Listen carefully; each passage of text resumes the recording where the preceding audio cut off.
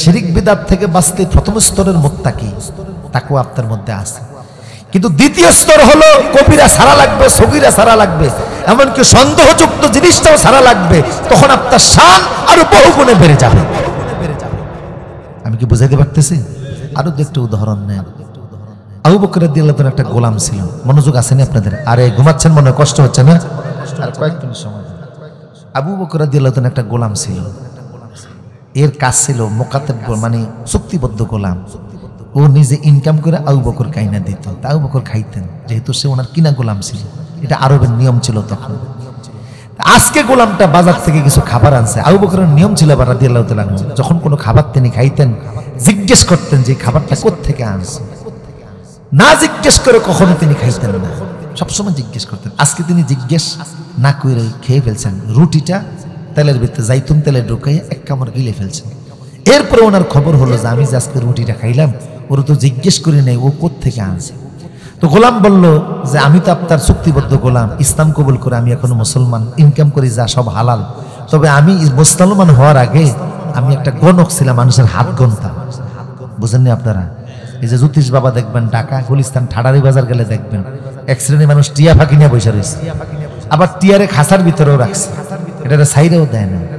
এই টিয়ারে দিয়ে দেখবেন চিঠি উঠায়, সব চিঠি অন্তত 100 চিঠি উঠাইলেও দেখবেন সবটার ভিতরে কথা একটাই, আপনার ভবিষ্যৎ অশুভ, আপনি যদি কিছু করতেন চান মসজিদে 10 টাকা সদকা করে দিয়েন, আর টিয়ারে এখানে 20টা টাকা দিয়ে যান, আপনার সব ভালো হয়ে যাবে। এরকম হাবিজাবি কথা দিয়ে সিটির ভিতরে লেখা আছে না নেই? তো টিয়া দিয়ে হাত গনায় গণক জ্যোতিষ বাবা। আমি এরকম জাহিলি যুগে হাত গনতাম, তার কাছে কিছু টাকা পাইতাম, ওই লোকটা তখন আমাকে দেয় নাই, আজকে দিছে ওই টাকা দিয়ে আমি আজকে রুটি আনছি, ওইটা আপনি খাইছেন। কথা কন না? আবু বকর রাদিয়াল্লাহু তাআলা তাৎক্ষণিক ইন্নালিল্লাহ পড়লেন, হায় হায় আমি কি করলাম, কি করলাম আমি, কেন আমি এমন রুটি খাইলাম যে এই রুটির টাকাটা হালাল ছিল না, আমি কাজটা ঠিক করি নাই। অন্য সময় জিজ্ঞেস করে খাইতাম, আজকে না জিজ্ঞেস করে খেয়েছি, কাজটা বড় মন্দ হয়ে গিয়েছে। ও কক করতে লাগলেন, গলার ভিতরে আঙ্গুল দিয়ে বমি করতে লাগলেন, রুটি পানি যা ছিল সব পড়ে গেছে বমির সাথে, ভিতরে আর কিছু নাই। কিন্তু ও কক করার কারণে গালটা লাল হয়ে গেছে, চোখগুলি বের হয়ে যাইতেছে। হযরত ওমর খবর পেয়ে দৌড়ে আসলেন, এসে বললেন আবু বকর আপনি পাগল হবেন নাকি, এমনটি করলেন কা? আবু বকর বলল সন্দেহ যতক্ষণ থাকে ততক্ষণ পর্যন্ত আমার ও কক করতে দাও, এরপরে আমি যদি মারাও যাই ওমর আমার এতে কোনো আপত্তি নাই, তারপরেও কোনো হারামের ছোঁয়া যেন আমার পেটের ভিতরে না থাকে। আল্লাহু আকবার। কারণ এগুলি থাকলে মুত্তাকি হওয়া যাবে। এটা তাকওয়ার দ্বিতীয় স্তর। আল্লাহকে ভয় করে শিরিক বিদআত থেকে বেঁচে থাকা, এটা হলো প্রথম। দ্বিতীয় হলো কবিরা সগীরা এমনকি সন্দেহযুক্ত জিনিস থেকে বেঁচে থাকা। কথা বুঝেন কিনা? ইমাম আহমদ ইবনে হাম্বলকে বলা হলো যে হুজুর বাজারে একটা ছাগল, এই হাট থেকে একটা ছাগল চুরি হয়ে গেছে এলাকায়। আহমদ ইবনে হাম্বল বললেন ছাগল যেহেতু চুরি হয়ে গেছে, কাজে এখন আর কোনো বাজার থেকে ছাগলের গোশত আমার কিনা দিন, আমি আর গোশত খাবো না। বলা হলো যে ওই ছাগলটা একজনে জবাই করে নদীর পানিতে ছেড়ে দিছে। তাহলে এখন নদীর মাছও আমার জন্য আইন না, আমি মাছগুলিও খাবো না, কারণ এই ছাগল যদি নদীর মাছ খেয়ে থাকে তাহলে আমার জন্য ওইটাও ঠিক হবে না। এতটুকুন ফরহেজগারিতা অবলম্বন করে পূর্বের আল্লাহর ওলিরা চলতেন, যার কারণে আল্লাহ তাদের মর্যাদা বহুগুণে বাড়িয়ে দিয়েছে, যেগুলি কল্পনার অতীত। কথা কোন ঠিক কিনা? 3 নম্বর স্তর হলো অন্তরে একমাত্র আল্লাহ ছাড়া আর কেউ থাকবে না, যা কিছু অন্তরে থাকবে একমাত্র কার ভালোবাসা। এটা নবী এবং বিশেষ ওলি ছাড়া অন্য কারোর ভিতরে পাওয়া যায় না।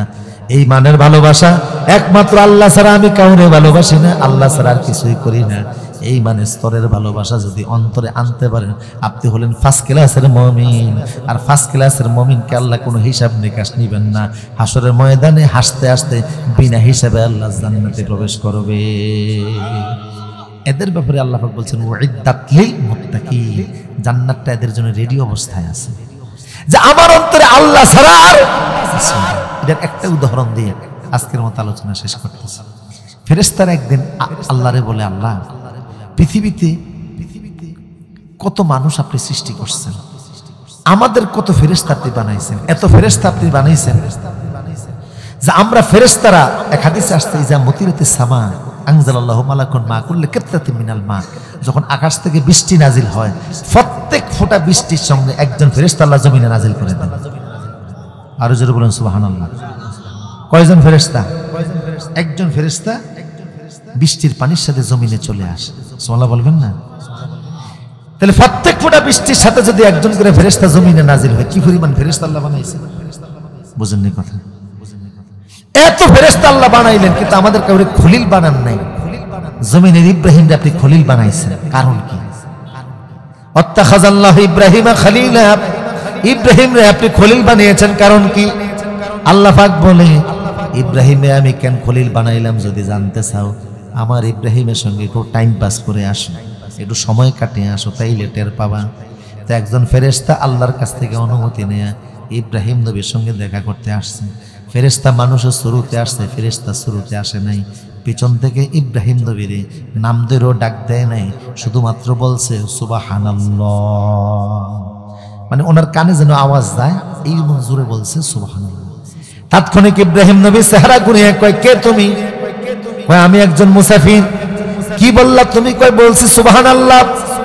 ইব্রাহিম আলাইহিস সালাম বলে, এটা তো দুনিয়ার কোনো মানুষের নাম নেই, এটা আমার মাশুকের নাম, এটা আমার আল্লাহর নাম। এই নাম তুমি নিয়েছো, এটা আমার আল্লাহর নাম, এটা আমার ভালোবাসার ব্যক্তির নাম, এটা আমার মাবুদের নাম, এটা আমার মাশুকের নাম।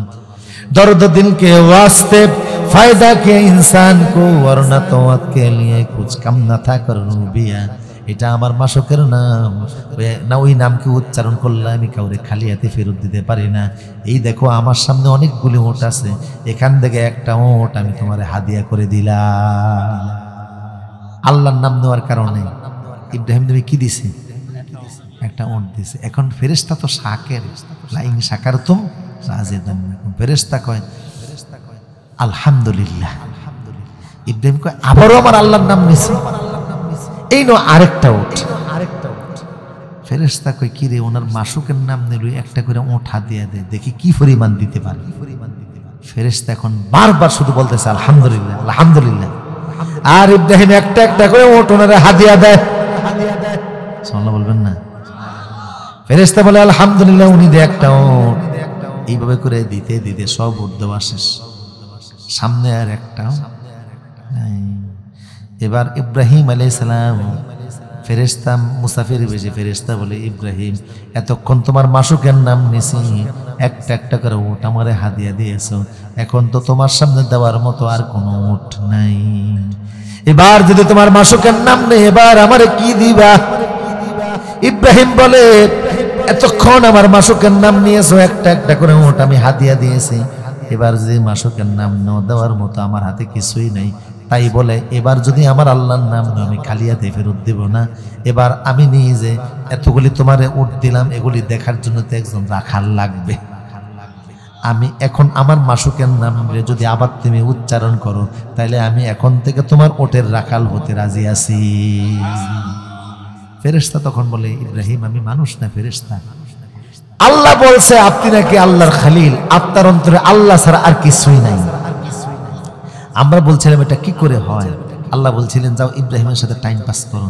টাইম পাস করে দেখলাম আসলে দুনিয়া টাকা পয়সা ধন দৌলত আপনার অন্তরে কিচ্ছু নেই, একমাত্র আল্লাহ ছাড়া। শুধু মাশুকের আপনার আল্লাহর নাম দেওয়ার কারণে এতগুলো ওটা আমারে দান করে দিলেন। খলিল শব্দটা আপনার জন্য মানা, এটা ছিল নবীদের আখলাক, আল্লাহর কিছু প্রেমিকদের আখলাক, যাদের অন্তরে আল্লাহ ছাড়া আর। এটা হলো তাকওয়ার 3 নম্বর স্তর। আল্লাহু আকবার বলবেন না? কয় নাম্বার? আল্লাহর একজন ওলি থানভী রহমাতুল্লাহ আলাইহি লিখছেন, আল্লাহর একজন ওলি প্রত্যেক বছর আরাফার ময়দানে কি আল্লাহরে ডাক দিত, লাব্বাইক আল্লাহুম্মা লাব্বাইক লাব্বাইক লা শারীকা লাক লাব্বাইক ইন্নাল হামদা ওয়ান নি'মাতা লাক ওয়াল মুলক লা শারীকা লাক। প্রত্যেক বছর গিয়ে কয় লাব্বাইক, আল্লাহ কয় লা লাব্বাইক। এই তোরা আরাফায় আইতে কইছে ডাক, তোরে কি আমি বলছি আসতে?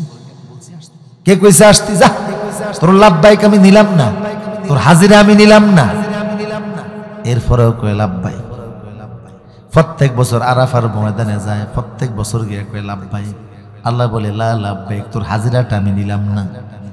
এইভাবে করে 40 বছর হয়ে গেছে। কত বছর? প্রত্যেক বছর আরাফায় যায় হজের সময়, আর আরাফায় গিয়ে লাব্বাইক বলে ডাক দেয়, আর আল্লাহ বলে লা লাব্বাইক, তোর হাজিরাটা আমি দিলাম না। এখন বুড়া হয়ে গেছে, লাঠি ছাড়া হাঁটতে পারে না, খাদেম ছাড়া চলতে পারে না। খাদেম সাথে নিয়ে এবার আরাফার ময়দানে লাঠি ভোট দিয়ে দাঁড়াইছে, চুলদারি গুলি পাইকা গেছে, 40 বছর হয়ে গেছে। আজকে বলতেছে লাব্বাইক, আজকে আসমান থেকে আজকেও আওয়াজ আসতেছে লা লাব্বাইক, তোর হাজিরাটা আমি নিলাম না। আজকে শুধু উনি শুনে না, ফাঁসের খাদেমও শুনতেছে। খাদেমা কই কি কই শোনেন না? উপর থেকে আওয়াজ দেয়, কয় লা লাব্বাইক, তোর লাব্বাইক আমি দিলাম না, তোরে আইতে কইছে ডাকে। আল্লাহর ওলি বলে চুপ থাক। এই কথা আমারে শুধু আজকে বলে না, বিগত 40 বছর যাবত বলে। প্রত্যেক বছর আপনারে ফিরিয়ে দেয়, তারপরে বেহায়ার মতো আসেন। কয় বল না আইসা কই যাবো, কোথায় যাব বল? আমি ছাড়া ওনার অনেক বান্দা আছে, কিন্তু তিনি ছাড়া তো আমার আর কোনো মাবুদ নাই। আমি ছাড়া তার অনেক সৃষ্টি আছে, তিনি ছাড়া তো আমার আর কেউ নাই।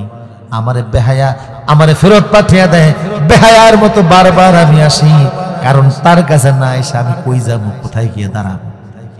এই সময় আল্লাহ ফেরেশতাদেরকে বললেন, ফেরেশতারা দেখ, এই হলো আমার বান্দা। লোকটা নবীও না রাসূলও না, কিন্তু অন্তরে আমি আল্লাহ ছাড়া আর কিচ্ছু নাই।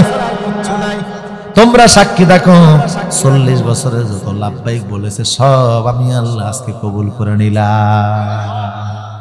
এটা তাকওয়ার 3 নম্বর স্তর, এটা অর্জন করা খুব কঠিন কাজ। এত সোজা না, ছেলে মেয়ে পরিবার পরিজন সব আল্লাহর জন্য দিয়ে দেওয়া। মানা হাব্বা শাইয়ান দুনাল্লাহ উযিবা বিহি, এত সোজা না। 3 নম্বরটা অর্জন করতে না পারলো, দ্বিতীয় স্তরে অন্তত যাওয়া যায়। আমি মনে বুঝাইতে পারিনি আপনাদের। ওয়াজ করতেছি কি নিয়ে? তাকওয়া নিয়ে। কি নিয়ে? তাকওয়া মানে হলো কারে ভয় করা। এটা স্তর কয়টা? প্রথম হলো আল্লাহরে ভয় করা, শিরক আর কুফর ছেড়ে দেওয়া। এটা হলো প্রথম স্তরের মুত্তাকি। দ্বিতীয় স্তরের মুত্তাকি হলো কবিরা সগীরা, এমনকি সন্দেহযুক্ত জিনিসও ছেড়ে দেওয়া। তৃতীয় স্তর হলো যে আল্লাহ ছাড়া আর কিছুই অন্তরে থাকবে না। এই তৃতীয়টা নবীদের গুণ ছিল। আমরা তৃতীয়টা না পারলে দ্বিতীয়টা অন্তত পারা যাবে। আমরা সগীরা গুণও করবো না, কবিরা গুণও, এমনকি সন্দেহযুক্ত জিনিস যেটা আছে ওইটা আমরা ধরবো না। সব কাজ জায়গায় একটা সন্দেহযুক্ত জিনিস থাকে। রাসূল বলতেন, দা মা ইউরিবুকা ইলা মা লা ইউরিবুকা, যে জিনিসের ব্যাপারে তোমার সন্দেহ হয় এই জিনিস তুমি খাবা না, এটা ধরবা না, এটা ছোবা না। একটা খাদ্যের ব্যাপারে সন্দেহ, এটা তুমি করবা না। উযু আছে না নাই, এটা সন্দেহ, এটা তুমি করবা না। নামাজ কয় রাকাত পড়ছো, সন্দেহ, এটা তুমি করবা না। সঠিকটা তুমি করার চেষ্টা করবা, দেখবা তুমি মুত্তাকির স্তরের ভিতরে পৌঁছে গেছো। এই মানের মুত্তাকি হওয়া যাবে তো ইনশাআল্লাহ। আল্লাহ কবুল করুন, আমিন।